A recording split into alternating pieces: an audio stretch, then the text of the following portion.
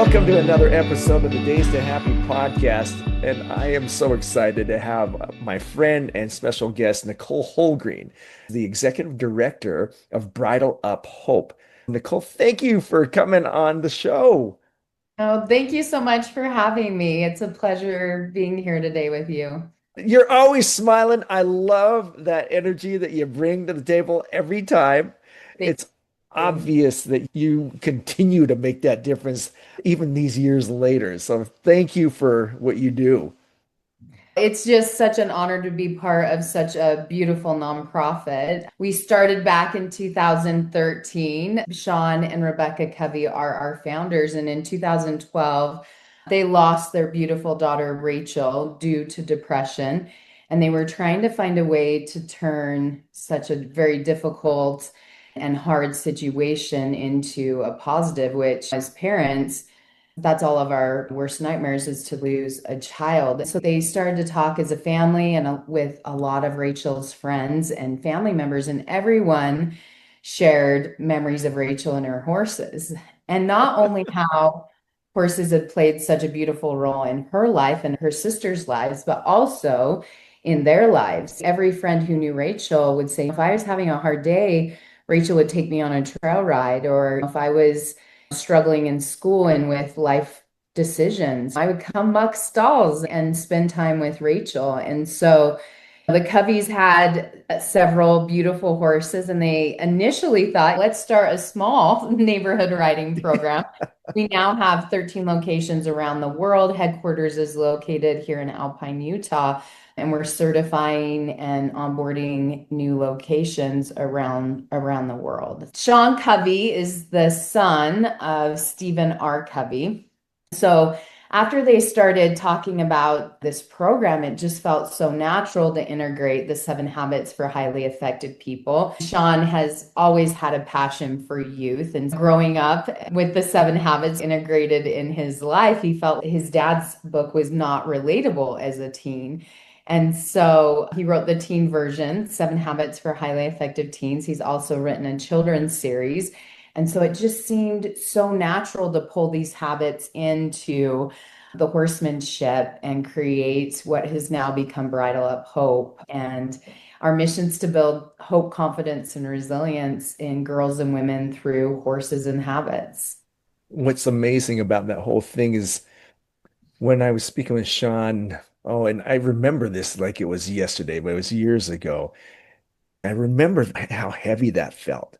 With that, I'm wondering if you could tell me not only how you got involved, because I know that was a little bit part of the story, but also what is it that you do to bring people that are in that state into something that gives them a beacon of hope?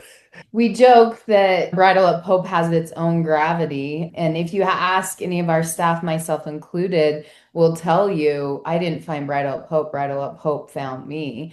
And then it just plays such a pivotal role in our lives. Back in 2018, I was going through a divorce that I had not seen coming. It's something that I never imagined myself being part of. That's not a narrative that I ever saw being part of my own life. And I don't think any of us do, right? I No. think that's why trauma and struggle hits so hard because that's something that happens to someone else. It's not something we imagine. And it's lonely, even though in theory, in my head, it seemed like I was the only person to ever go through a divorce. And Yeah. obviously, I know that's not the case, but it just feels so lonely and isolating. And during that time, I had a very sweet friend who was teaching here at Bridle Up Hope. And I'm a bit different than the average student who finds us. I am not an equestrian. I'm not the little girl who always wanted her own horse. Very different, very different. Most of our girls are just so excited to be around the horses, and that wasn't my role. I was in the mortgage industry. I wore skirts and heels and was not at all gravitating toward. I thought they were beautiful. I had done some trail rides on vacations and things, but they were intimidating and not something that I ever really felt like I was pulled to. And so my sweet friend, when I shared, she was one of the very first people that I shared what was going on in my life. And She said, you should come ride with me at this barn that I teach at. And I had no idea what I was getting myself into. And so my beautiful instructor, her name was Cindy Powell. And it's right when they initially started Bride Up Hope, ages 12 to 25. Then they added a women's program because they felt it was so needed. So they have a girls program and then they have a women's program. So our girls program goes over 14 weeks and it's an hour and 15 minutes once a week. And the women's program goes for 2 hours and it's 7 weeks long. The longer lesson time, I believe, is because we just talk too much as women. There's no way to keep it to an hour and 15 minutes. And we have more life experiences. And so we're applying the habits a little deeper than I feel like our teens are. It's more like 1,000 pound object lesson. And Right. habits are sneakily woven in. Most of our teens don't come to Bridle Up Hope saying, I am here for the 7 habits and learning healthy life skills. Yeah. But I feel like our women, and myself included, are more open to that. We want to dig into how the 7 habits, these timeless principles, can be integrated into our life situations. And that's probably one of the lowest times of my life. I was on my knees. I had a daughter who had just graduated and a son who was almost graduating, and they were going through their own grieving process as our family was going through this remodel. And so I came and rode and I learned. I remember doing groundwork with a beautiful horse in a round pen with my instructor, and she's coaching me from the outside. And keep in mind, I had never been around horses for more than a few minutes over a fence rail, petting them or on a trail ride in the mountains or something. And I'm in the middle of a round pen and I'm holding a training stick or a whip, and she's coaching me through this groundwork session. And she's having me take this horse in circles and things. And at one point, she says, I want to point out a few things here. Where a horse's ears are is where his eyes are. Where are his ears? And they were on her. And so I thought, okay. And she said, why do you think if you're the one giving him directions, his attention is on me? And I felt like it was, he doesn't know me. He can tell I don't know what I'm doing. He must know you. And I gave her a few things. And she said, it's a little bit more than that. Every time a horse comes into interaction, they're herd animals. So they're trying to determine, are you the leader or am I the leader? And she said, how are you standing? And I really thought I was just standing. Stand taller. And I straightened up and stood a little taller, and immediately that horse's ears turned toward me. And I was like, Wow.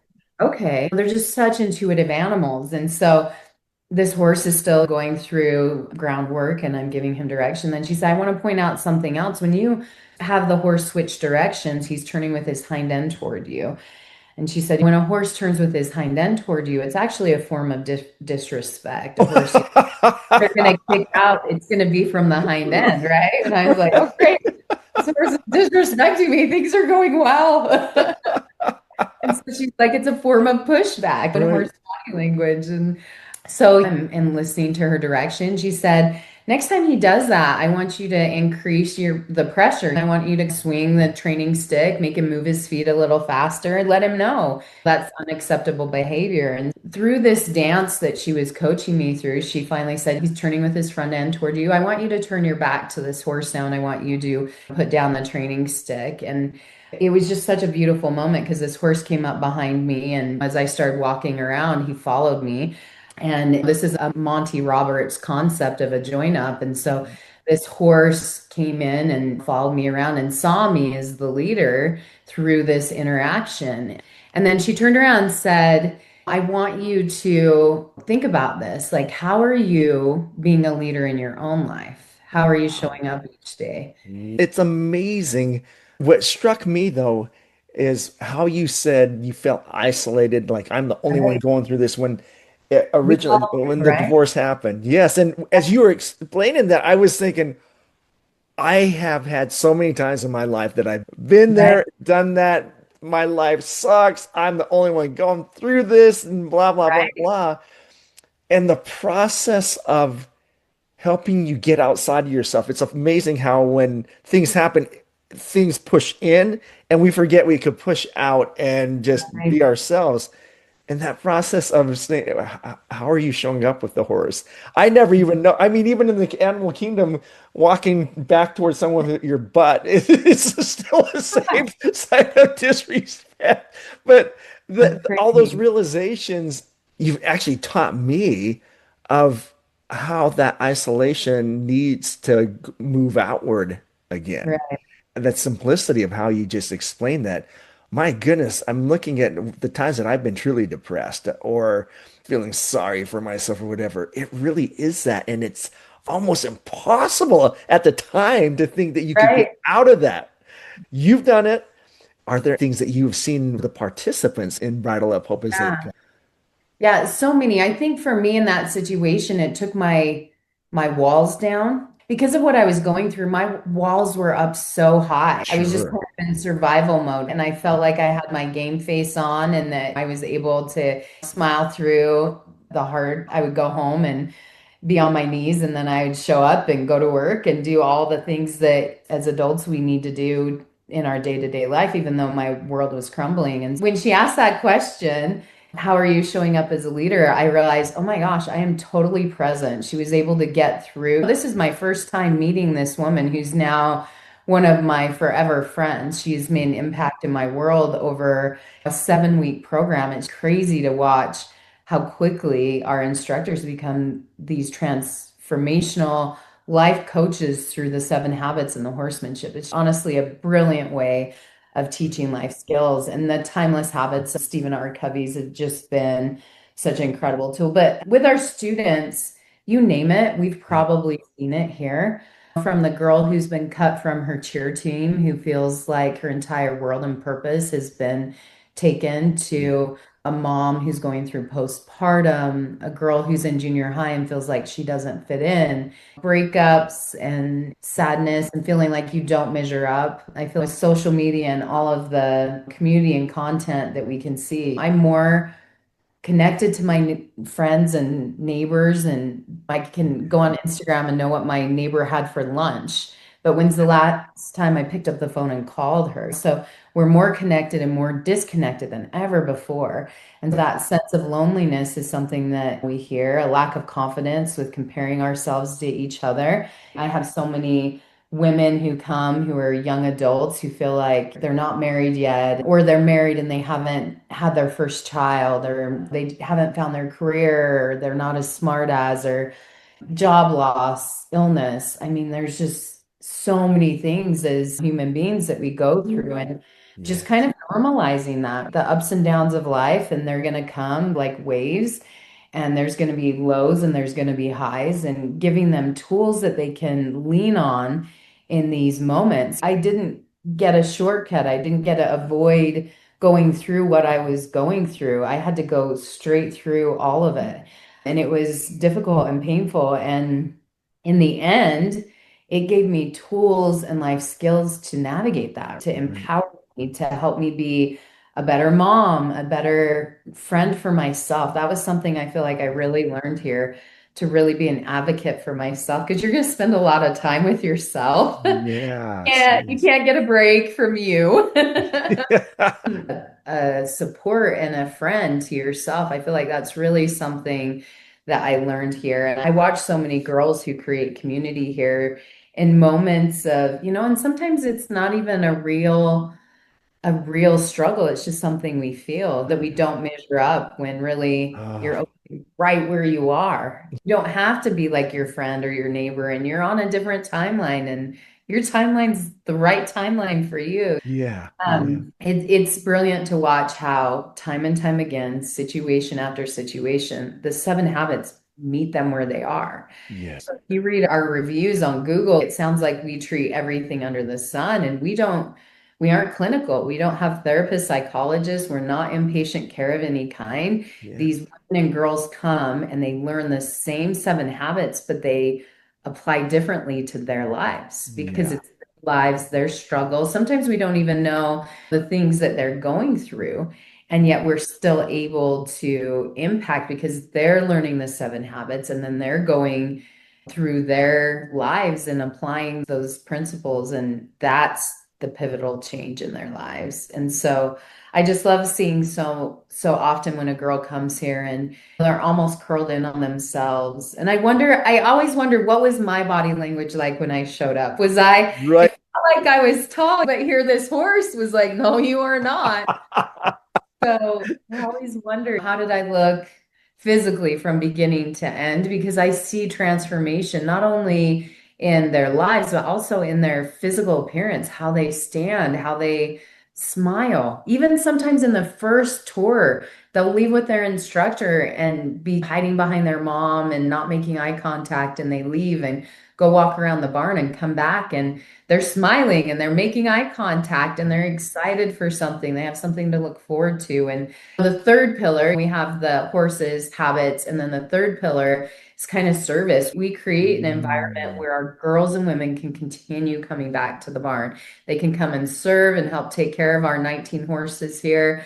We have what we call sharpen the saw yep. classes because Yep. that's the seventh habit. But we have yoga classes and we'll have an art class that talks about using the creative side of the brain if you're feeling stressed or anxious. And anytime our girls come to a sharpen the saw class or to service hours, every 10 hours can then be used for an earned lesson. And so it keeps them Wow. engaged. It keeps them here with community. It ebbs and flows. I feel like our girls will have a busy work schedule and they won't be here as much, and then they'll be here more, or they'll have a hard day at school and they'll come back to the barn. And just having we call it our barn family. It creates community. Some of our women have said, I had no community until I came to Bridle Up Hope. And then they talk about how they've created more community outside of the Mm. barn as well, just with the life skills that they've learned here.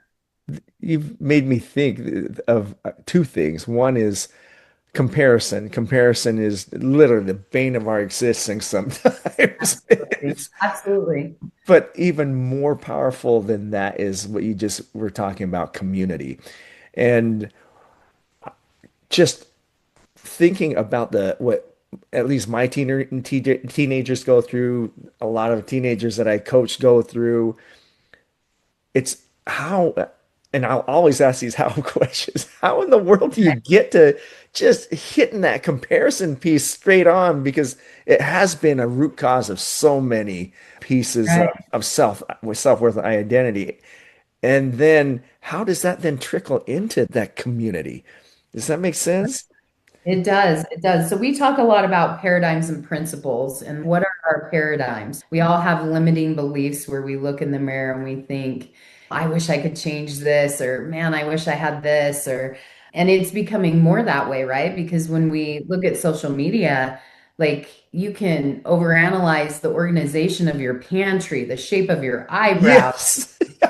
how Yes. healthy are your house plants? For heaven's sakes, how many steps are you getting in a day? Is it enough protein? What supplements? You can drive yourself crazy with trying to make sure you measure up in every aspect of life. Are you a good enough parent? Should you hug your child more? How long should the hugs be? For heaven's sakes, there's so many things that we can overanalyze. And so just really taking a step back and saying, what are my principles? What do I believe? What is my goal, my direction? We have our women and girls come up with a mission statement, which is one of the more difficult things to Mhm. come up with. And one of the things that we do is my personal mission statement was just so simple because I feel like I have a hard time staying focused and go kind of person. So it's Right. so simple. It's just 1%. And I remind myself to try and improve and spiritually, physically, mentally, and all aspects by just 1%. And it Yes. helps me not get overwhelmed with the, Yep. I want to be here and I'm here and how can I possibly get there? And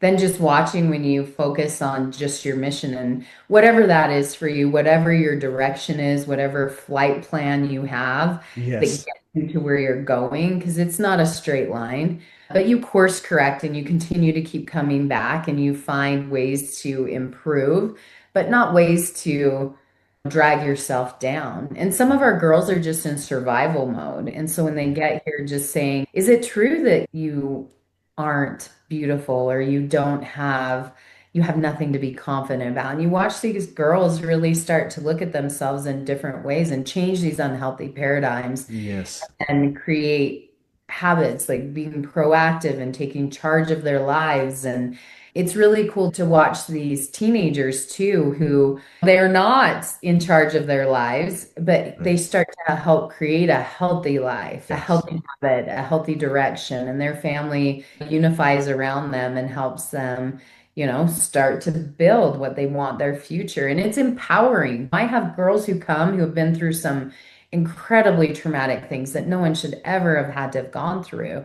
And Right. then to watch them shed these victim mindsets and become empowered and taking charge of their lives and moving forward in such a healthy way. And the Mhm. way the habits work, it's like a tree. So you work on the roots and the growth first, the support, so yourself. And so the focus is internal on being proactive and taking charge of your life, and then going on to thinking win-win and building out relationships Right. and the mindset of working together and synergizing. And then you start to look at, there's a whole book on the eighth habit, which is finding your voice and then helping others find theirs. Mhm. And so now you're looking at giving back. And so it's just beautiful to watch women.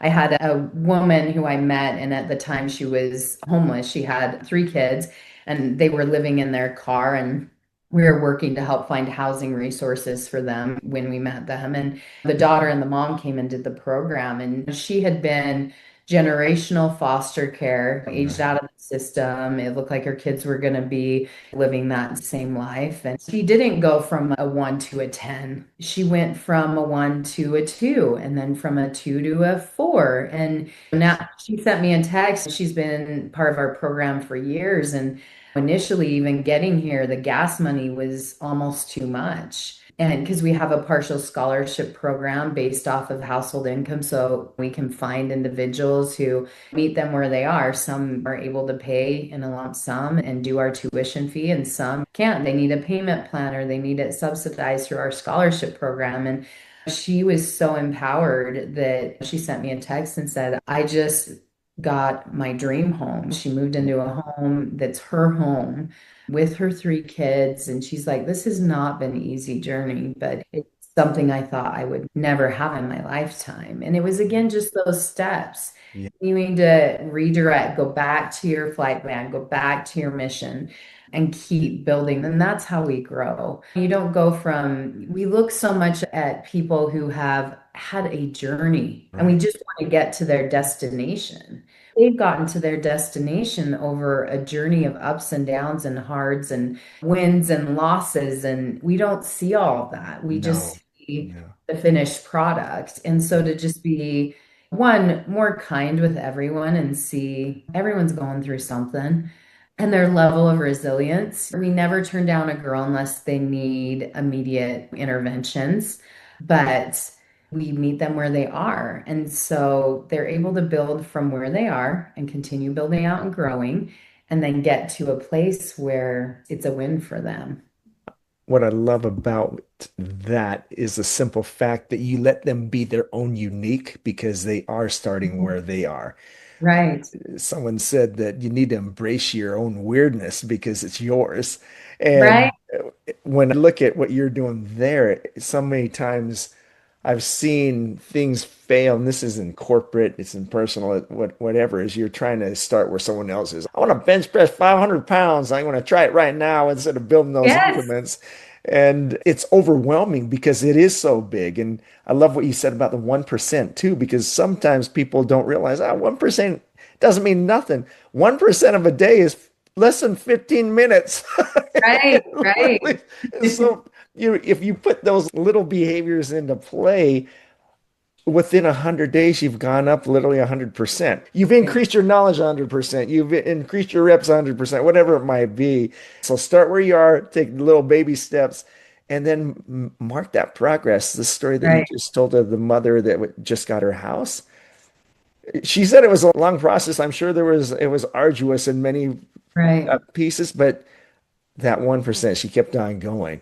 And you can't tell me that didn't add to her resilience, her mental Hers is resilience. generational. Hers was Yes. generational. This is something that this is what her mom had done and her mom's mom, Yeah. like, and her, it looked like it was the path that her daughter would be following in as Yeah. well. Just, Yeah. and she started stopping that negative paradigm, that negative process, and started to increase resilience. And I think her daughter will do the same thing. And that Yeah. journey will continue to be in a positive direction instead of just accepting where they are with these negative paradigms. And I feel like a lot of us do that. We get stuck in just the trudge of life and Yes. stop looking at, we just get comfortable in the uncomfortable instead of being like, you know what?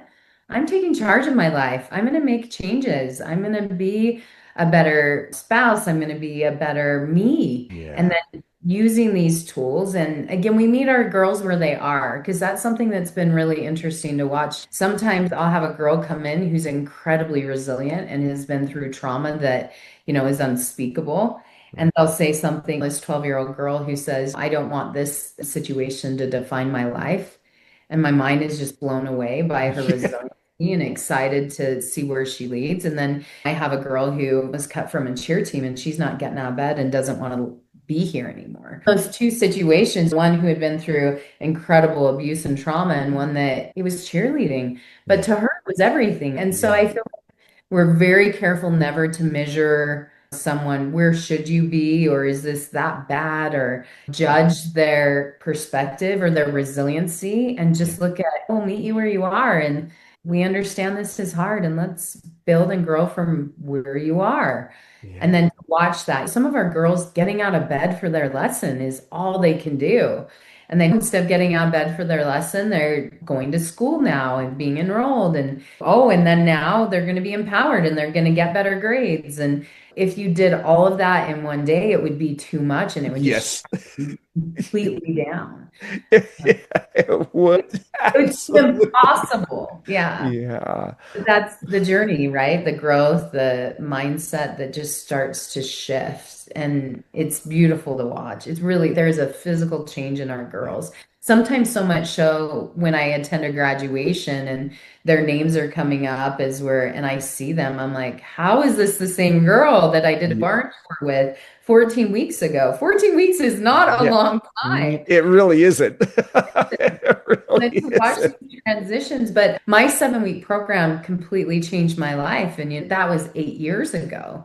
And it's been amazing to watch how it has just stayed with me. My instructor is one of my lifetime friends, and I watch every woman and girl who comes here. They like have this connection, and we have to be careful not to have testimonials of the women Yeah. start with our instructors because it'll be a competition because everyone thinks that. It'll just be like, mine's better because they have that heart connection and that Yeah. life-changing experience in such a short period of time. It's really brilliant to watch. That is amazing. And I'm wondering if I can even go a little bit more personal on that. Knowing how you got there, at what point did you realize that epiphany? I'm taking charge of my life right now. It doesn't come all at once. It's something that you're just, again, taking those small steps. And again, some days it was getting out of bed because it just felt like there was an overwhelming weight. And sometimes you just don't want to face what the reality is. And Right. that was some of mine. Like every day, I feel like I was getting new information and a new reality, and where my reality that I thought was reality wasn't actually where I was. And so just to the acceptance of that and the grieving process of it, and then the creating a life, right? Even getting over the stigma for myself around divorce, that was something that was almost too much. I think it's just gradual and just those little steps and not giving up. If I would look at myself today from that moment that I came to the barn, I couldn't have even imagined. And again, I never thought I would be working for Bridle Up Hope. That came as a miracle in and of itself. My instructor shared the position opportunity and introduced me to the Coveys. And at the time, like it was a large decrease in salary. And so I was thinking, there's no way I can do this right now. I'm responsible for everything. And I felt like my job where I had a great team, I had great support. And then Sean, after I spoke with Rebecca Covey and several people here and just said, I don't think the timing's right. Hmm. Sean called me and said, I'm Sean Covey. Will you come go for a walk with me? He said, I don't even think you've applied for this position, but for some reason, we just keep coming back to you. And so I Wow. came and walked with him on this property here in Alpine in 4-inch heels on a travel property. I don't know what I was thinking, but it's who I was. No boots. I wasn't a boot girl then. I wear boots every day now, but they needed someone to take it to the next place. And our facility now is quite amazing. But I started in a small little farmhouse here, and incredible donations have helped support us building and helping do scholarships for so many individuals. And so personally, it has impacted my life in every aspect. But watching, and if I hadn't experienced it, I would have never have come over and done this. And again, I felt like it was for me divinely led. Just, I mean, the gravity. We joke all the time, like, if you need bridal hope, we will find you. And so many people tell these crazy stories of how they're on a flight, not even in Utah, and Yeah. then they fled here, and just story after story, girl after girl. It's been remarkable to watch. So, This is absolutely fantastic. And I want to thank you because I know you are ridiculously busy. But oh, no worries at in all. in parting, what's a nugget of knowledge you'd leave with the audience? I think just never give up hope. Just keep coming back to hope, because when you're in something hard, and it doesn't even have to be, some of us struggle with more of ongoing depression or something that we're going to be navigating for our lifetimes. And sometimes it's situational, but whatever it is, just keep focusing on hope and continuing to look at building out your confidence and your resilience, and come back to hope.